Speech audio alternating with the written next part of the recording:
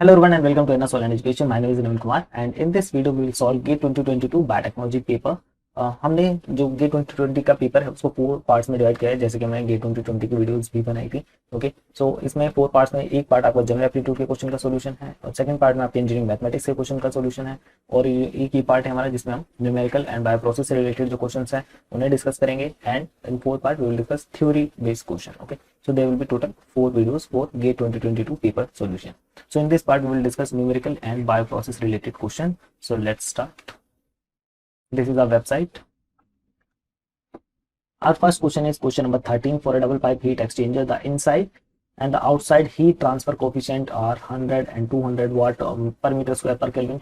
The thickness and the thermal conductivity of the thin walled inner pipe are 1 centimeter and 10 watt per meter per Kelvin respectively. The value of the overall heat transfer coefficient is.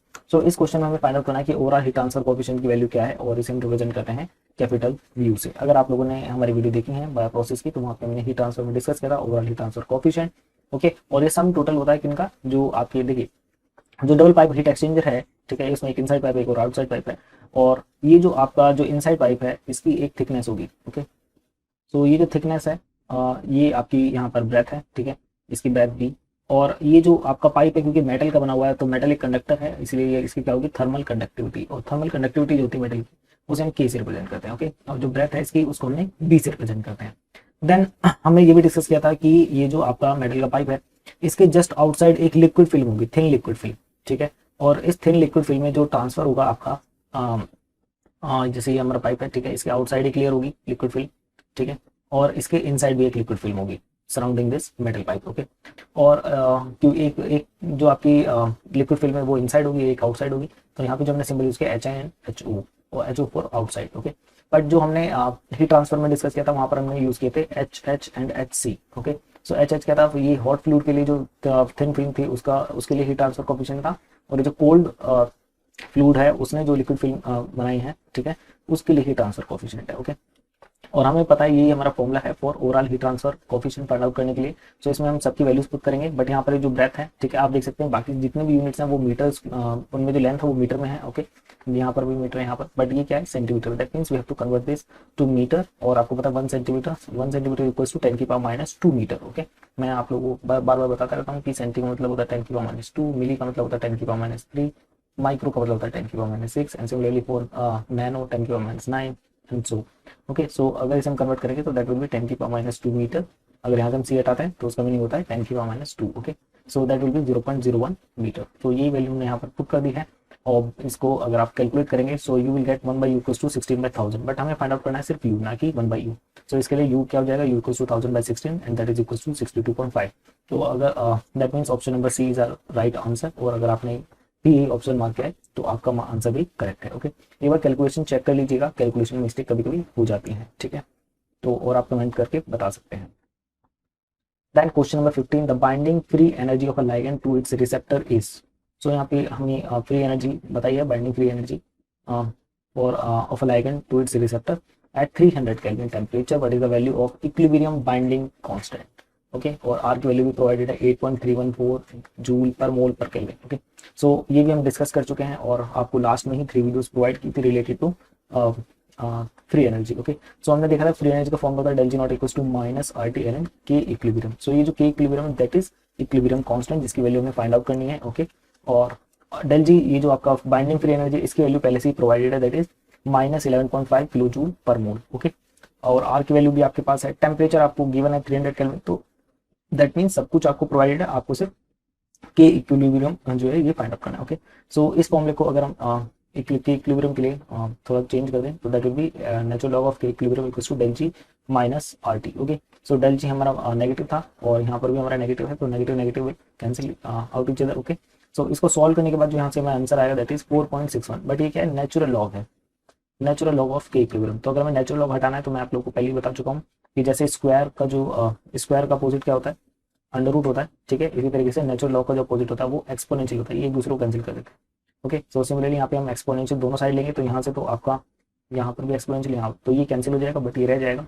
So exponential of 4.61 will be 100.55. That means option number D is are right answer. Then question number 16, the overall stoichiometric for an aerobic cell growth is. So equation में provided है और stoichiometry की आपने video देखी होंगी। What is the elemental composition formula of the biomass. तो अभी तक जो टॉपिक्स हैं वो सब हम आपको पहले ही कवर करा चुके थे, ठीक है। सो आई होप कि आप सभी लोग ये अटेम्प्ट करके आए होंगे क्वेश्चन। सो यहाँ पे हमें सिंपल एलिमेंट बैलेंस करना है, तो हम ऑक्सीजन से स्टार्ट करते हैं। तो ऑक्सीजन के लिए आपको पता है, यहाँ पर आप देख सकते हैं कि ऑक्सीजन के कितने एटम्स हैं 6 और मॉलिक्यूल कितने हैं 3। So 3 mole into 6 that will be 3 times 6, okay. And then we have 2 here, so +2। So oxygen balance हम कर रहे हैं, okay. Then 1.5 into C, okay, and then where is the oxygen here, 3 into 2 6, okay, and then left with 5 because it is 1, 5 times 1 is 5. So अगर इसे हम solve करेंगे तो 3 6 18, 18 plus 2 is 20, okay, then 1 point, oh sorry, this one is C, okay, so 1 point C and 3 into 2 6, 6 plus 5 11, okay, so इन दोनों को add करके हमें 11 मिल गया है, okay, 20 minus 11 is 9, so C is 9 divided by 1.5 that is equals to 6. तो हम देख सकते हैं 6 हमारे पास एक तो ऑप्शन नंबर बी है, ठीक है, एंड ऑप्शन नंबर डी। इसमें ऑक्सीजन की जो वैल्यू है वो 6 दी है, बाकी में क्या है 5। सो ये कैंसिल हो जाएंगे 5 वाले। तो अब इनमें क्या डिफरेंस है, नाइट्रोजन तो इसमें सेम है तो नाइट्रोजन बैलेंस करने की जरूरत नहीं है, हाइड्रोजन भी सेम है तो इसको भी करने की जरूरत नहीं है। उसके बाद हमें क्या करना है, कार्बन बैलेंस करना है, ओके। सो कार्बन बैलेंस कर लेते हैं और यहाँ पर आप देख सकते हैं यहाँ पर कितने हैं 6 into 3, so 6 times 3 is 18 equals to, और इसमें कार्बन नहीं है, यहाँ पर कार्बन नहीं है, देन यहाँ पर E into 1.5, ओके, एंड यहाँ पर आप देख सकते हैं इसमें कोई कार्बन नहीं है, एंड 3 कार्बन है, ओके। सो इसे भी हम सॉल्व करेंगे, 6 3 18 18 और ये प्लस का 3 इधर आएगा तो -3, तो that will be 15, 15 divide by 1.5 that will be equals to 150 by 15 that will be equals to 10, okay. So that means option number D is are right answer which C equals to 10 carbon, okay. Then we have question number 19, which of the following about reversible enzyme inhibitor are correct, okay. So ये भी हम पहले discuss कर चुके हैं और ये आप देख सकते हैं। तो यहाँ पर मैंने आप लोगों को डिस्कस किया था एंजाइम के अंदर कि कॉम्पिटिटिव इनिबिशन में जो आपका इनिबिटर है वो किससे बाइंड करता है, ये फ्री एंजाइम से बाइंड करता है और इसकी वजह से क्या होता है, केएम इफेक्ट होता है, ओके। नॉन कॉम्पिटिटिव इनिबिशन में क्या होता है, ये आपका किससे बाइंड करता है, ये आपकी जो एक कोई एलोस्टेरिक साइट है एंजाइम में, यानी कि other than substrate binding site, वहां पर जाकर के बाइंड करेगा, ठीक है। इसलिए क्या है, नॉन कॉम्पिटिटिव, कोई कॉम्पिटिशन नहीं है कर रहा है सबस्ट्रेट के साथ, ये अपना किसी और बाइंडिंग साइट पे जाकर बाइंड करेगा, इसलिए फ्री एंजाइम से बाइंड कर सकता है और ये कॉम्प्लेक्स से बाइंड कर सकता है। इसकी वजह से क्या इफेक्ट होता है, वीएम डिक्रीज होता है। Then we have uncompetitive. Uncompetitive क्या है, ये सिर्फ जो आपका एंजाइम सबस्ट्रेट कॉम्प्लेक्स है उससे बाइंड करता है, पहले सबस्ट्रेट को बाइंड करने देगा और उसके बाद जाकर के उससे बाइंड करेगा, ओके। सो यहाँ पर वी मैक्स एंड केएम दोनों ही इफेक्ट होते हैं और ये हमने काफी अच्छे से डिस्कस किया है। अगर आपने एंजाइम की वीडियो नहीं देखी है तो आपको जरूर देखनी चाहिए, ओके। सो दैट मीन अब हम ऑप्शन देख लेते हैं, which of the following statement about reversible enzyme inhibitor are correct. First one is uncompetitive inhibitor bind only to the enzyme substrate complex, ये ट्रू है, ठीक है, अभी हमने देखा। नॉन कॉम्पिटिटिव इनिबिशन में आपका जो सबस्ट्रेट आपको पता है कि वो एलोस्टेरिक साइट पे बाइंड करता है, तो bind only at a different site from the substrate, तो ये भी करेक्ट स्टेटमेंट है, ये भी करेक्ट स्टेटमेंट है। Then competitive inhibition bind to same site, तो हमें पता है कॉम्पिटिशन में क्या है, वो सबस्ट्रेट बाइंडिंग साइट के लिए फाइट करते हैं, तो that means all the 3 statement are correct, okay. So that means option number D is are right answer. Question number 27, assuming independent assortment and no recombination, the number of different combination of maternal and paternal chromosome in gamete of an organism within diploid number 12, okay. So maths इतनी मुझे नहीं आती है, but I know कि आप इसे कैसे solve कर सकते हैं। देखिए सबसे पहले तो हमें देखना होगा कि गैमेट्स कितने बन सकते हैं, मैटरनल के लिए भी और पैटर्नल के लिए भी, ठीक है। सो अगर हम मैटरनल के लिए फाइंड आउट करें कि कितने आपके गैमेट्स बन सकते हैं, तो देखिए टोटल कितने पोजिशन हैं गैमेट्स में, कितने क्रोमोसोम आएंगे, 6 क्रोमोसोम आएंगे, ओके। नाउ ये जो हमारी 6 पोजीशन है क्रोमोसोम के लिए, आपको पता है कि पेयर में है क्रोमोसोम, तो यानी कि एक पोजीशन पे 2 चॉइस है हमारे पास, ठीक है। So for every position we have 2 choice and there will be total 6 chromosome in a gamete, okay. So first position पे आपके 2 में से कोई भी एक आपका गैमेट क्रोमोसोम आएगा, ठीक है। Then same for all other 6 positions, okay. So that means कि हर जो क्रोमोसोम है, ठीक है, ये 6 क्रोमोसोम हमें सिलेक्ट करने गैमेट्स के लिए, और for every chromosome we have 2 choices, okay. So total number of कितने हो जाएंगे हमारे पास गैमेट्स के टाइप्स कितने हो जाएंगे, तो दैट विल बी 2 की power 1 2 3 4 5 6, okay, and that is equals to 64, okay.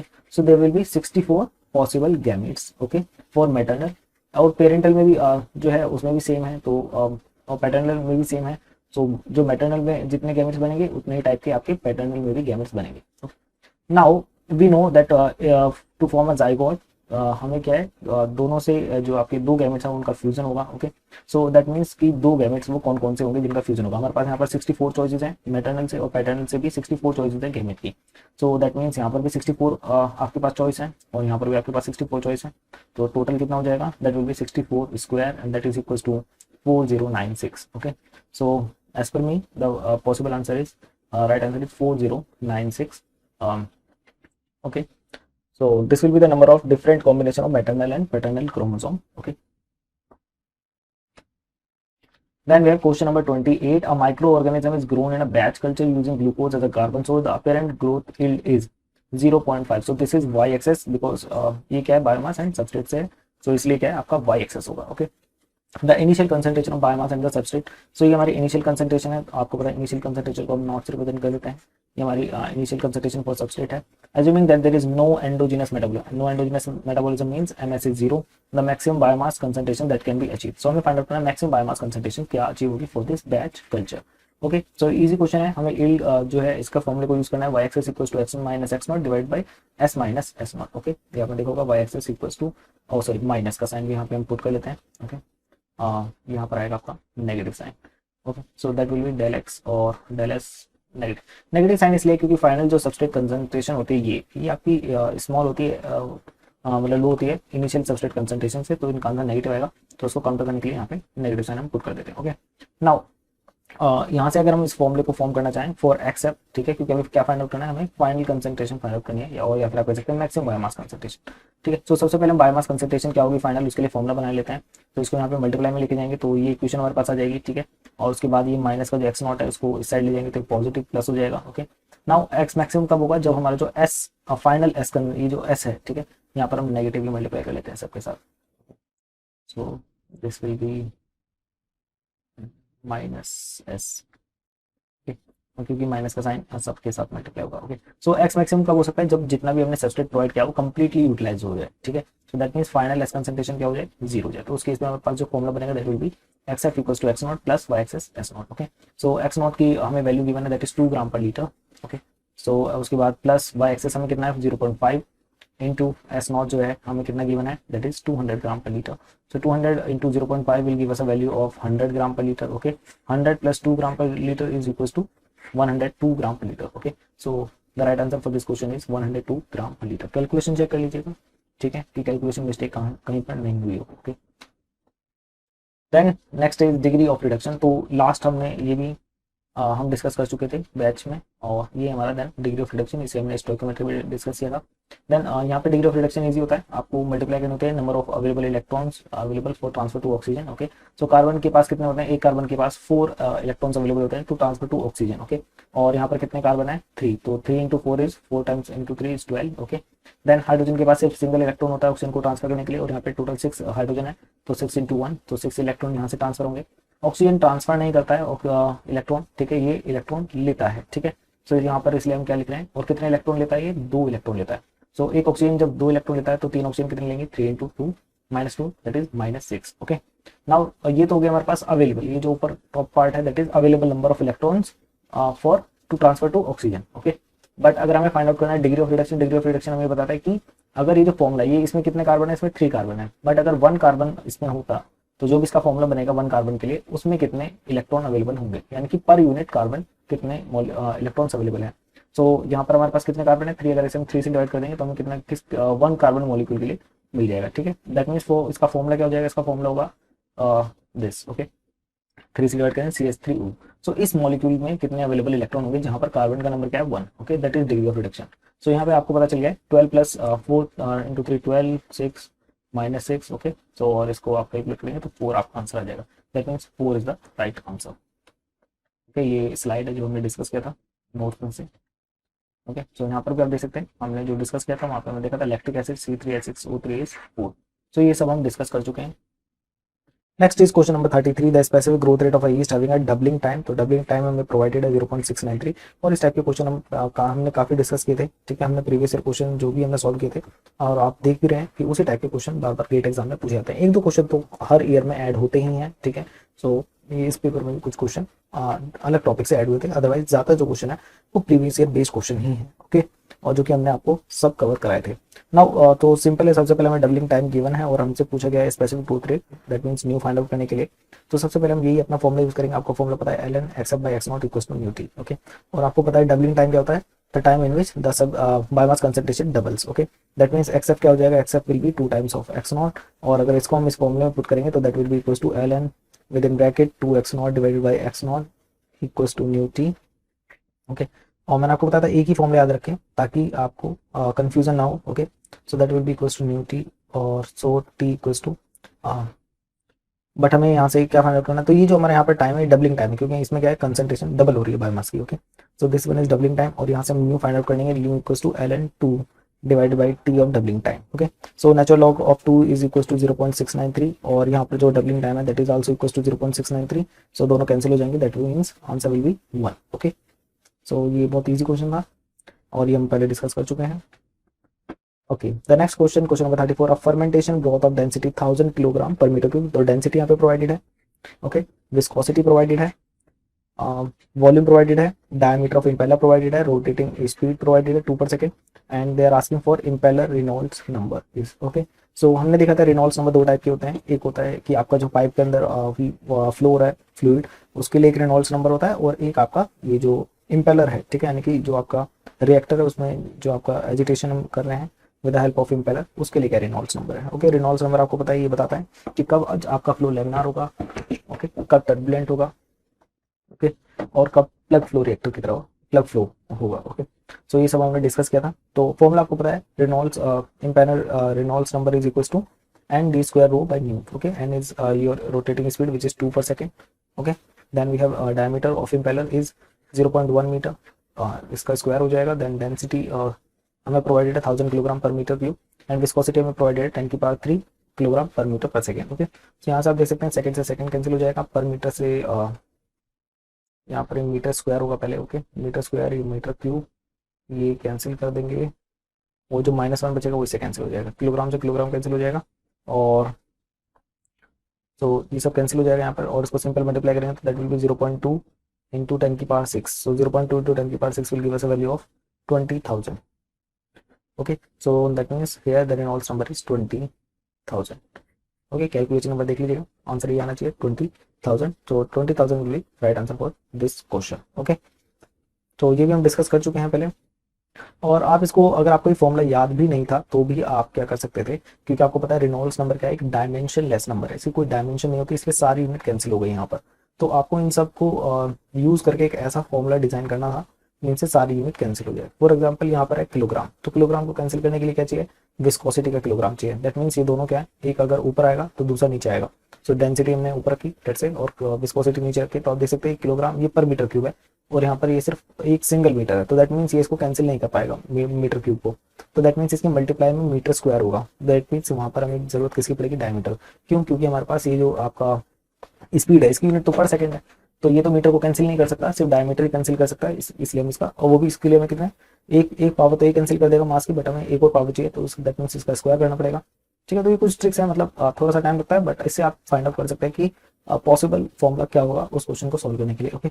और यहाँ पर ये पर सेकंड है, पर सेकंड को कैंसिल करने के लिए ऑब्वियस सी बात है कि हमें ऐसा कुछ वेरिएबल चीज इसकी यूनिट पर सेकंड हो, दैट इज आरपीएम, ओके। और इसको पर सेकंड से पर सेकंड कैंसिल करना है, तो उसके लिए इसे हमें ऊपर रखना होगा, ओके। सो इस तरीके से हम इसको करते हैं। देखिए वॉल्यूम का कोई यूज नहीं था, ये सिर्फ आपको कंफ्यूज करने के लिए प्रोवाइड की गई, ओके। सो ये हम डिस्कस कर चुके हैं अपनी स्लाइड्स में, that Reynolds number is NI/DI square रू बाई न्यू, और सबकी यूनिट यहाँ पे मेंशन की है, ओके। ये मीटर स्क्वायर हो जाएगा, ओके। और यहाँ पे हमने देखा था कि लेमिनार फ्लो होता है Reynolds number less than 10, turbulent होता है ग्रेटर देन 10 की पावर 4, और हमारा कितना है 20,000, सो मोर देन 10 की पावर 4, ओके। सो ये क्या है, टर्बुलेंट फ्लो है। देन ये एक थोड़ा डिफरेंट क्वेश्चन था, थोड़ा सा डिफिकल्ट भी था, ओके। और थर्मोडायनेमिक्स से है ये क्वेश्चन आपका, for a pure species the slope of melting line, तो यहाँ पे हमें प्रोवाइडेड है dp/dt at -2 degree celsius is this, okay. The difference between molar volume of the liquid volume liquid and solid phase is -4.5 into 10 की power -6 metre cube per mole, the value of latent heat of fusion, okay. So इसका एक formula होता है, ठीक है, और इसको फिर मैं वीडियो बना दूंगा, ठीक है, इसको एक्सप्लेन करने के लिए।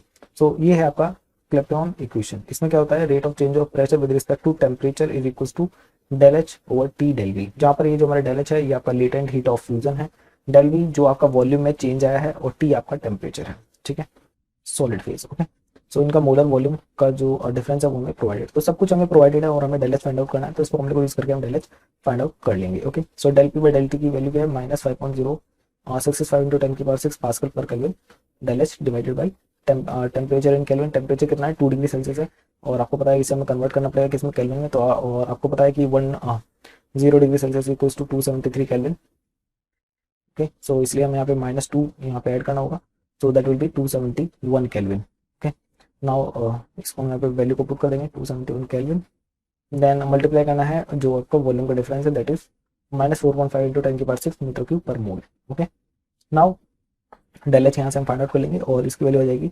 6178.59 पास्कल केल्विन। ओके, और ये इसका टेम्परेचर का केल्विन आ गया, ये कैंसिल हो जाएंगे और ये मल्टीप्लाई में गया है, इसलिए मीटर क्यूब मोल पर mole. Okay, now then but हमें क्या फाइंड आउट करनी है, यूनिट जूल पर मोल। सो मोल तो हमारे पास है, ओके, बट हमारे पास जूल नहीं है, तो हमें देखना पड़ेगा कि जो हमारी यूनिट है ये पास्कल मीटर क्यूब, क्या ये जूल फॉर्म कर सकते हैं या नहीं कर सकते हैं, क्योंकि इंपॉर्टेंट है, अदरवाइज हो सकता है कि हम गलत यूनिट में आंसर प्रोवाइड कर दें। ओके, सो इसके लिए हमें फाइंड आउट करना पड़ेगा, तो देखिए पास्कल जो होता है वो प्रेशर की यूनिट होती है, pressure equals to force upon area, और ये ऐसा यूनिट होती है, ठीक है। सो फोर्स हमें पता है kilogram per metre per kilogram metre per second square, area metre square हो जाएगा, तो दैट मीन्स यहाँ पे प्रेशर की यूनिट हो जाएगी kilogram per metre per second square, and that is equals to pascal. So ये तो हमारे पास पास्कल की यूनिट आ गई है, kilogram per metre second square, और ये हमारे पास मीटर क्यूब भी है यहाँ पर। सो मल्टीप्लाई मीटर क्यूब, अगर इसे हम कर लें सॉल्व, तो that will be equals to kilogram metre square per second. अब हमें ये देखना होगा क्या ये जूल की यूनिट के इक्वल है या नहीं है, अगर ये इक्वल हो जाएगा तो हमारा इजी हो जाएगा वर्क। तो joule is the unit of energy and as well as work, ठीक है। और वर्क का फॉर्म अगर आपको याद हो, फोर्स इंटू डिस्प्लेसमेंट, फोर्स की यूनिट अभी हमें देखिए kilogram metre per second square, displacement is D, तो यहाँ से आगे kilogram metre square per second, and that is equal to 1 joule. Okay, so that means ये होती है यूनिट, तो ये दैट मीन्स यूनिट हमारी करेक्ट है, pascal into metre cube will give us joule, और मो पर मोल हमारा एज इट इज रहेगा। तो दैट मीन्स द, और यहाँ पे हमें बोला गया rounded off to nearest integer, that will be 6179. Okay, so the right answer for this question will be 6179. Then the next question is which of the following statement are correct for a controller। तो controller की video भी हमने बनाई हुई है, ठीक है, और कंट्रोलर में हमने यहाँ पे डिस्कस किया था कि आपके प्रोपोर्शनल होते हैं, इंटीग्रल होते हैं, डिफरेंशियल होते हैं, उसके बाद इनके कॉम्बिनेशन भी होते हैं, प्रोपोर्शनल, इंटीग्रल और इंटीग्रल डिफरेंशियल और पीडी कंट्रोलर, और एक होता है तीनों का combination, that is PID controller, जो कि सबसे बेस्ट होता है। ओके, और उसके बाद हमने डिस्कस किया था इनके क्या क्या आपके फीचर्स हैं, proportional, integral, differential, PD and PID के, ठीक है, इनसे क्या बेनिफिट होता है और इनके क्या फ्लॉज हैं। ओके, सो यहाँ पे जो हमें पूछा गया है, इन पहले ऑप्शन से एक बार रीड कर लेते हैं। In proportional controller action is proportional to the error, तो ये स्टेटमेंट एकदम करेक्ट है। प्रोपोर्शनल में आपका डायरेक्टली प्रोपोर्शनल होता है एरर के, ठीक है, और इंटीग्रल कंट्रोल का जो आउटपुट होता है वो इंटीग्रल होता है आपका एरर के, डिफरेंशियल कंट्रोलर का जो आउटपुट होता है वो डिफरेंशियल होता है किसके, एरर के। ये जो E with in bracket T है that is error. Okay, so proportional use करेगा integral, and then differential controller differential use करते हैं method. Okay, so that means ये जो पी स्टेटमेंट है that is correct. In an integral controller action is proportional to derivative of the error, तो ये एकदम false statement है। Okay, proportional to derivative of error, तो ये इसका आंसर नहीं होगा। सो क्यू हमारा कैंसिल हो जाएगा, तो क्यू से ऑप्शन ए एलिमिनेट हो जाता है, डी एलिमिनेट हो जाता है, दैट मींस हमें आर और एस में से एक स्टेटमेंट फाइंड आउट करनी। Then there is no offset in the response of the closed loop first order process with a proportional controller. Proportional control का ग्राफ से आपको क्लियर हो जाएगा, ये हम डिस्कस कर चुके हैं।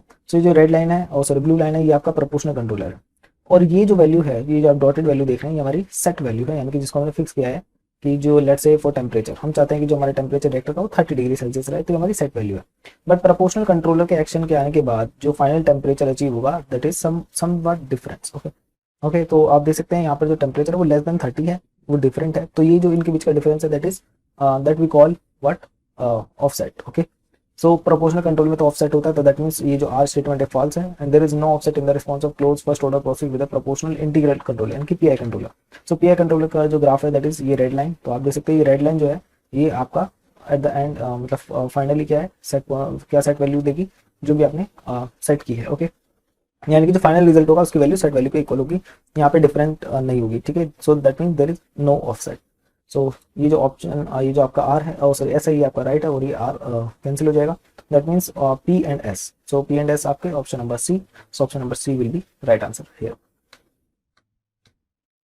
Next is question number 48, which of the following statements are correct. ये आपका मल्टीपल सेलेक्ट क्वेश्चन है। Okay, for an enzyme entrapped in spherical particle. तो ये टॉपिक हमने डिस्कस नहीं किया था इमोबिलेशन का। मुझे नहीं लगा था इससे क्वेश्चन आएगा, बट क्योंकि जैसे मैंने आपको बताया कि ज़्यादातर जो क्वेश्चन है वो प्रीवियस ईयर से आते हैं, बट एक दो क्वेश्चन जो है वो न्यू टॉपिक से इंक्लूड किया जाता है, तो यही वो ही हमारा क्वेश्चन है। Okay, now here question number 48, इसमें फर्स्ट है हमारा effectiveness factor is the ratio of reaction rate with diffusion limitation to the reaction rate without diffusion limitation. But हमने एक फॉर्मूला डिस्कस किया था इमोबिलेशन के लिए एंजाइम में, that is R equals to eta Vmax S divided by Km plus S। Okay, so here आप देख सकते हैं ये आपका रिएक्शन रेट है when there is some diffusion limitation, और ये आपका नॉर्मल फॉर्मूला है किसका, एंजाइम कैटालाइज रिएक्शन का। सो यहाँ से हम देख सकते हैं that E equals to R by B। Okay, so that means it is the ratio of enzyme catalyzed reaction rate when there is diffusion limitation to the enzyme catalyzed reaction rate when there is no diffusion limitation. Okay, so that means option ये जो A है ये आपका right है। Then internal diffusion is rate limiting at low values of thiol modulus. Okay, यानी कि कह रहे हैं इंटरनल डिफ्यूजन जो है वो आपका इंपॉर्टेंट स्टेप हो जाता है, ठीक है, वैन थाइल मॉडुलस की वैल्यू जब कम होती है। ठीक है, बट अगर हम इस ग्राफ में देखें तो आप देख सकते हैं ये जो ग्राफ है यहाँ पर थाइल मॉडुलस जो है उसकी वैल्यू अगर हम डिक्रीज करते हैं तो इफेक्टिवनेस फैक्टर की वैल्यू इंक्रीज होती है। ओके, और इफेक्टिवनेस फैक्टर की वैल्यू इंक्रीज होती है, दैट मीन्स जो आपका इमोबिलाइज एंजाइम है और जो फ्री एंजाइम है उनके बीच में ज़्यादा डिफरेंस नहीं है उनके रिएक्शन रेट में। ओके, सो दैट मीन्स कि वहाँ पर क्या हो रहा है, इंटरनल डिफ्यूजन जो है उसका जो इम्पैक्ट है वो कम हो रहा है। ठीक है, व्हेन वी डिक्रीज थाइल मॉडुलस, तो यहाँ पे बोलेगा internal diffusion is rate limiting, यानी कि तो मेन फैक्टर की तरह यहाँ पे काम कर रहे हैं एट लो वैल्यू थाइल मॉडुलस। तो this will be wrong because at low value of thiol modulus there is high effectiveness factor is higher. Okay, so there will be less internal diffusion. Okay, then option C is effectiveness factor increases with decrease in thiol modulus। तो ये तो हमने discuss ही किया कि जैसे जैसे हम थाइल modulus की वैल्यू डिक्रीज करते हैं वैसे वैसे इफेक्टिवनेस फैक्टर इंक्रीज होता है। आप देख सकते हैं ये जो ग्राफ है, ठीक है, यहाँ पर जब हमारे थाइल मॉडुलस की वैल्यू 10 है तो यहाँ पर इफेक्टिवनेस फैक्टर की वैल्यू ये है, और जब हमारे थाइल मॉडुलस की वैल्यू 2 है तो उस केस में हमारा जो इफेक्टिवनेस फैक्टर है उसकी value 0.8। Clear, so that means ये जो ऑप्शन सी है ये करेक्ट है, effectiveness factor increase with decreasing Thiele modulus. Then D is internal diffusion limitation can be reduce by decreasing the size of the particle. एकदम correct statement है। Okay, क्योंकि जितना small particle size होगा उतना ही internal diffusion limitation जो है वो कम हो जाएंगी। ओके, तो यहाँ पर भी आप देख सकते हैं इंक्रीजिंग एंजाइम लोडिंग, या तो आप एंजाइम सॉरी इसको रहने दीजिए, यहाँ पर आप देखिए पार्टिकल का रेडियस और ये इफेक्टिवनेस फैक्टर। सो जैसे जैसे हम पार्टिकल का रेडियस कम करते हैं वैसे वैसे इफेक्टिवनेस फैक्टर इंक्रीज होता है। सो ये डिस्कस किया। Then next is question number 50, which of the following plot is are correct for an enzyme that obey Michelson meter kinetics assuming S is lesser than Km. S is the concentration of the substrate and Km is the Michaelis constant. V naught is the initial reaction velocity. Okay, so यहाँ पे हम find out कराएं कि वो कौन सा graph होगा for this condition when S is lesser than Km. Okay, so formula आपको पता है एंजाइम कैटालाइज रिएक्शन के लिए V equals to Vmax S divided by Km plus S, और अगर हम यहाँ पे एज्यूम कर रहे हैं कि S की वैल्यू लेसर देन है Km से, सो Km में हम S को ऐड करेंगे तो इससे कुछ ज़्यादा इफेक्ट नहीं पड़ेगा, तो इसलिए हम इसे Km यहाँ पे लिख सकते हैं। ओके, देन ये जो इक्वेशन है इसमें जो V है दैट रिप्रेजेंटिंग Y। ओके, क्योंकि क्या वेरिएबल है, ये एक वेरिएबल है, और ये मैं आपको पहले डिस्कस कर चुका हूँ वीडियो में, जब वेरिएबल अकेला होता है तो इसको हम Y से रिप्रेजेंट करते हैं। हियर S भी वेरिएबल है। ओके, बट ये जो Vm बाई Km है ये दोनों क्या है, कॉन्स्टेंट है, तो ये क्या है आपका M से।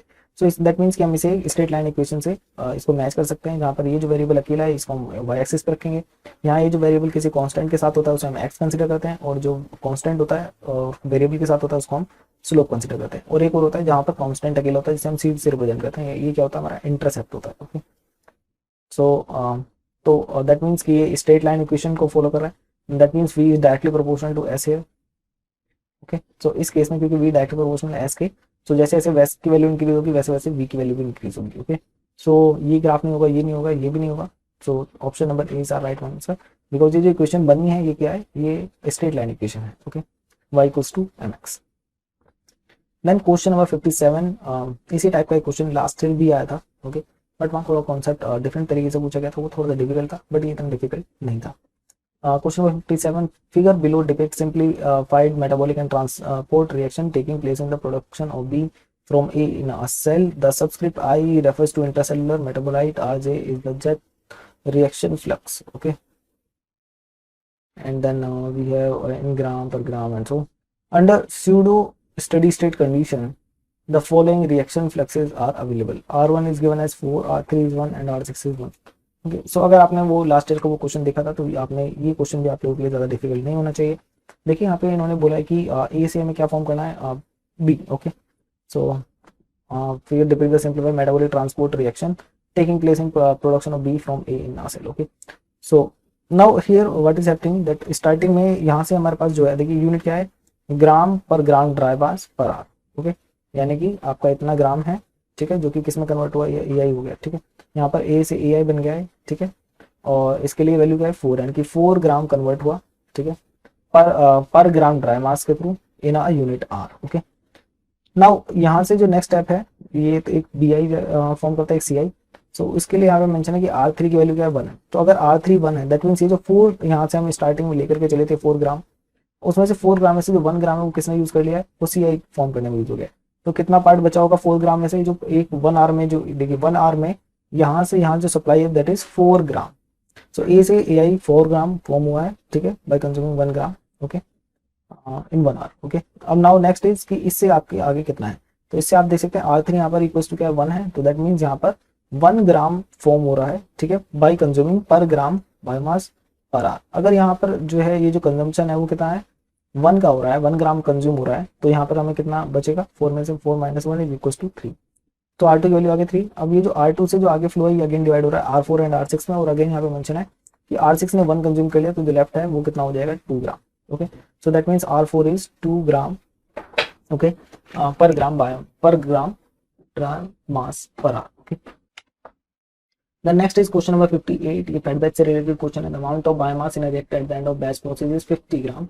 Okay, the fed batch operation is initiated by feeding the substrate at a constant rate, तो flow rate हमें provided है। the concentration of substrate is 50 gram per liter। तो ये जो आपका फीड के थ्रू जो सबस्ट्रेट आ रहा है उसकी concentration, the maximum biomass yield is 0.4 assuming the system is at quasi steady state, the maximum amount of biomass after 5 hour। तो 5 hour के बाद। तो ये हमने फॉर्मूला स्टडी किया था फेड बैच वीडियो में। ठीक है, और इस फॉर्मूले से हम क्या फाइंड आउट कर सकते हैं कि फाइनल बायोमास कितना होगा, मास कितना होगा। ठीक है, सो यहाँ पर ये जो हमारा ये जो फॉर्मूला है ये मास के लिए, कंसंट्रेशन के लिए नहीं है। ठीक है, so mass x equals to x not y X S S I F and T. So T sorry fed batch time. Okay, so इस फॉर्मूले को हम यूज कर सकते हैं, ये हमें प्रोवाइडेड है initial biomass concentration fed batch start होने से पहले। देन हमें y एक्सेस की वैल्यू भी प्रोवाइडेड है विच इज 0.4, SI की वैल्यू प्रोवाइडेड है 50 ग्राम पर लीटर, फ्लो रेट भी प्रोवाइडेड है, सब कुछ हमें प्रोवाइडेड है, सबकी वैल्यू अगर हम पुट कर देते हैं। ओके, सो यहाँ पर ये हमारा ग्राम में है और इसी कोई यूनिट होती नहीं है, gram per litre, and flow rate is 1 litre per hour and time is पार। सो आर से आर की यूनिट कैंसिल हो जाएगी, पर लीटर से लीटर कैंसिल हो जाएगा।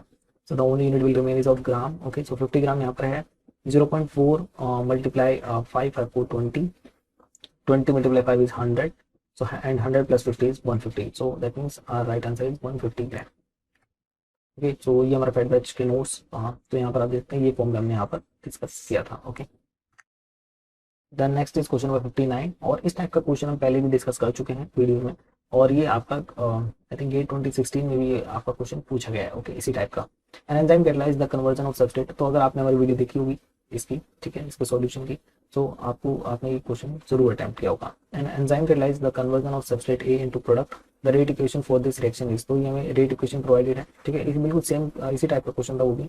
Substrate A at initial concentration, so initial concentration enter N, so हमें initial concentration दी है एन की जो फीड के थ्रू आ रही है, enter the ideal mix flow reactor at a flow rate, तो फ्लो रेट प्रोवाइडेड है। The volume of M of R required for 50% coverage. तो हमें फाइंड आउट करना है कि वॉल्यूम क्या होना चाहिए इसकी रिएक्टर का, कॉन्टिन्यूस रिएक्टर का। ठीक है, ताकि हम 50% कन्वर्जन अचीव कर सकें।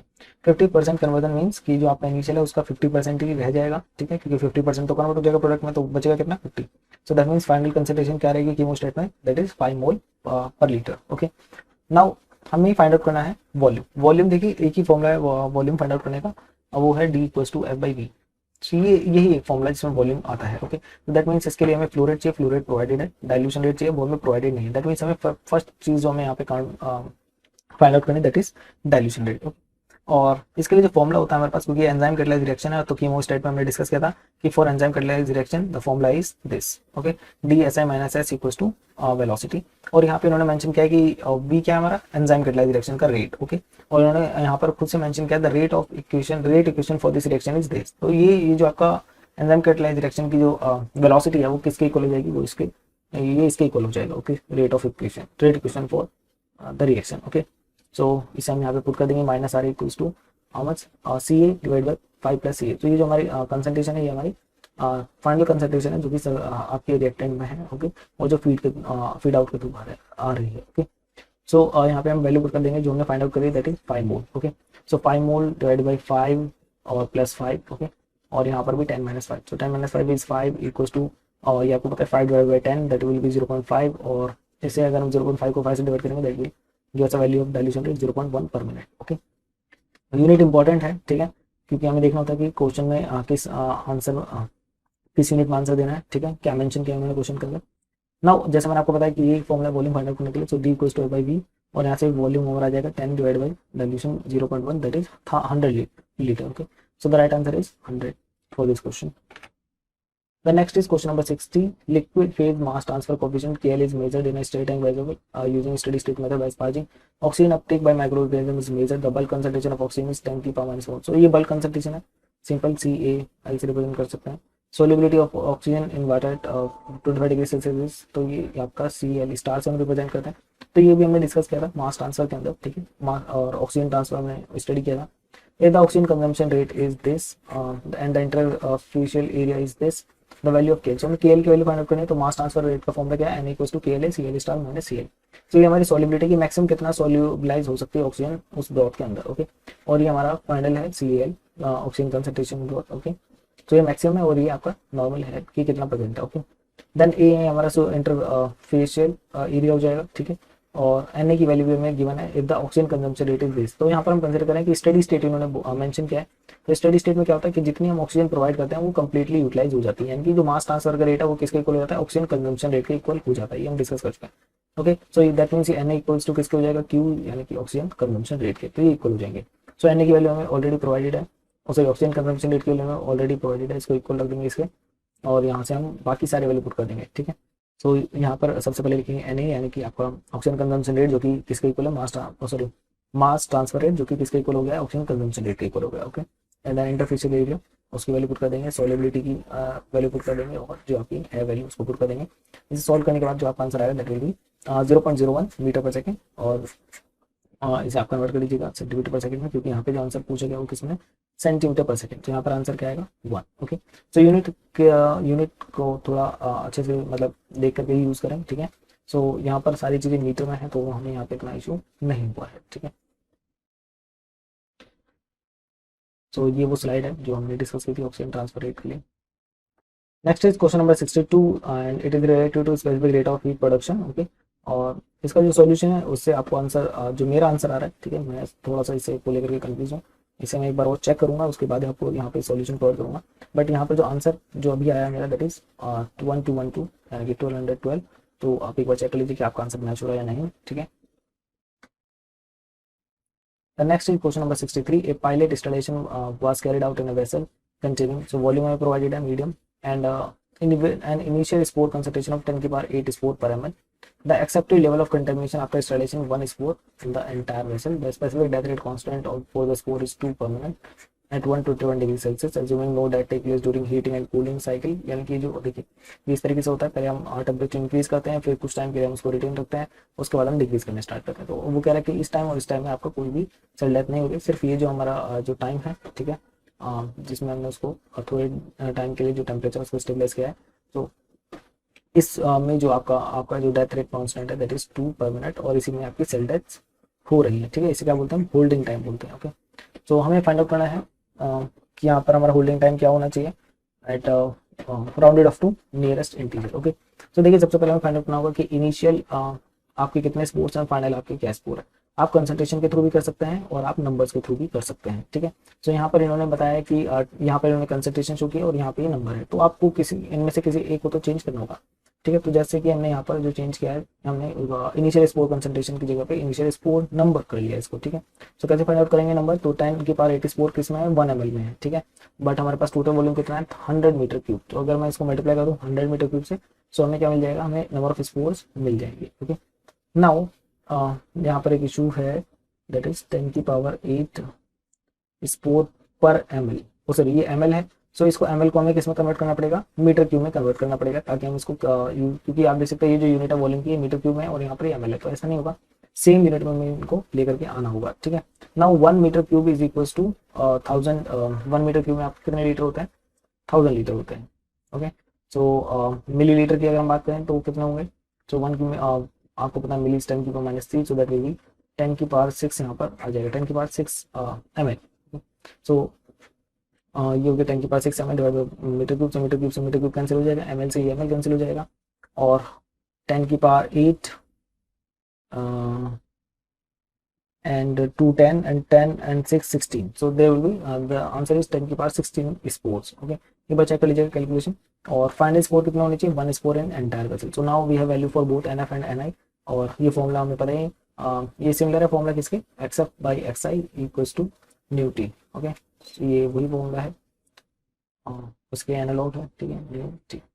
सो मैंने आपको बताया था कि इसको कैसे याद रखना है, ओके। नाउ यहाँ पर क्योंकि डेथ हो रही है सेल की, तो यहाँ पर नेगेटिव साइन, ओके, क्योंकि यहाँ पर ये जो NF है इसकी वैल्यू लो होगी as compare to NI, okay. So 1 divide by 10 की पावर 16 और इसका नेचुरल लॉग ले लेंगे हम, ठीक है, और उसको डिवाइड कर देंगे, जो भी हमारा KD है डेथ रेट कांस्टेंट, इससे हमें क्या मिल जाएगा, होल्डिंग टाइम यहाँ पर मिल जाएगा, and that is equal to 18.42 minute, और इसे राउंड ऑफ कर देंगे, then it will be 18 minute. एक बार कैलकुलेशन चेक कर लीजिएगा, otherwise this will be your right answer, okay.